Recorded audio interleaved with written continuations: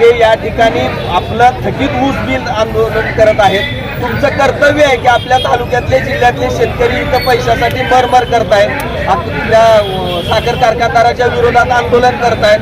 तुमचं भेट देणं कर्तव्य आहे. तिथं येणं शेतकऱ्याची विचारपूस करणं, म्हणजे इलेक्शन लागल्यावरच तुम्ही मतदार म्हणून शेतकऱ्यांच्या पाया पडणार का?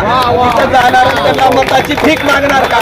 तुम्हाला लाच वाटली पाहिजे, लाच. 1-1 रुपयासाठी आज शेतकरी इथं मरमर म्हणतोय. आम्ही 5-5, 10 रुपयाची वर्गणी करून इथं दिवस काढतोय. तुम्हाला शरम वाटली पाहिजे लोकप्रतिनिधी म्हणून घ्यायला.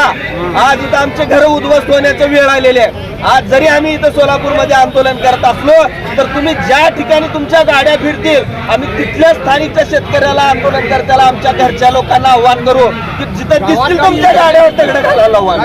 लक्षात ठेवा, तुम्ही ताबडतोब या ठिकाणी आंदोलन स्थळाला भेट द्या. प्रशासनावर, शासनावर दबाव टाका. सन्माननीय मुख्यमंत्र्याला सांगा, सहकार मंत्र्याला सांगा, ज्या कारखान्यानं आमचं ऊस बिल थकीत केलेलं आहे त्याची मालमत्ता विका नोटीस काढल्या, पण तुमचं काम आहे इथं येणं, भेट देणं.